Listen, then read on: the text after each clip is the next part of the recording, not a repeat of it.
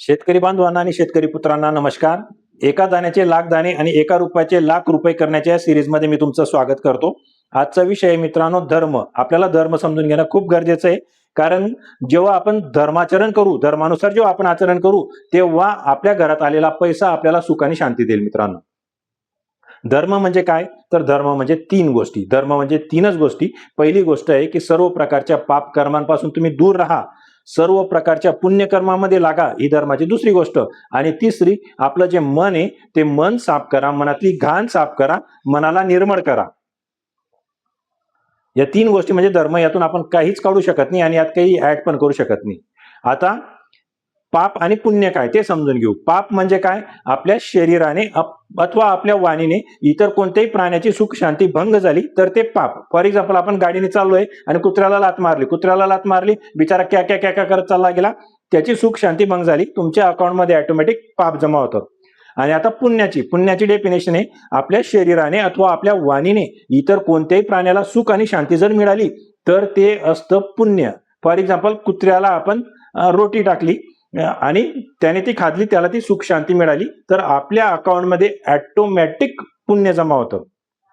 तर ही झाली पाप आणि पुण्याची डेफिनेशन. आता पाप आणि पुण्य कशाने होतंय? शरीराने पाप होतंय आणि वाणीने पाप होतंय. शरीराने अथवा वाणीने. शरीराने आणि वाणीने जरी पाप होत असलं तरी सगळ्यात मेन आहे मन. कारण ते मनाचेच पुत्र आहेत. शरीरातलं कर्म आणि जिभेचे कर्म हे मनाचेच पुत्र आहेत. पण शरीराने आणि वाणीने पाप होतंय. तर शरीराने काय पाप होतंय आणि वाणीने काय पाप होतंय ते आपण पाहू. वाणीने पाप होतंय की आपण खोटं बोलतो.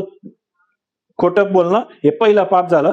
दुसरं, आपण चुगली करतो, दुसऱ्याची निंदा करतो, हे दुसरं पाप झालं. तिसरं पाप जिभेने जे होतं ते कटू बोलतो, कटू बोलण्यामुळे पाप होतं. आणि चौथं, आपण फालतूची बडबड बडबड बडबड बकबक करतो, त्याच्यामुळे वाणीने पाप होतं. या चार गोष्टींनी वाणीने पाप होतं. आता शरीराने काय पाप होतं? शरीराने पण चार गोष्टींनी पाप होतं. शरीराने पहिलं, आपण चोरी करतो, चोरी करायला मदत करतो आणि ते पाप होतं. दुसरं, आपण हत्या करतो.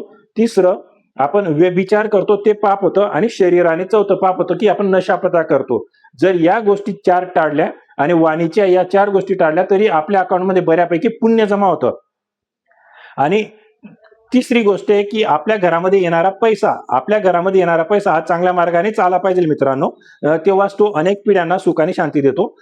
आणि हा पैसा जो आहे तो कुठून यायला नको? तो चोरी करायला मदत करून तो पैसा यायला नको.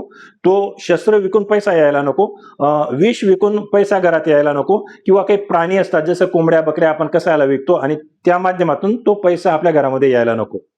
त्यानंतर धर्माचा जो शेवटचा पॉइंट आहे की मन निर्मळ करा, तो खूप मोठा पॉइंट आहे आणि त्याच्यावर खूप वेळ लागेल. ते आपण नंतर कधीतरी पाहू. धन्यवाद मित्रांनो.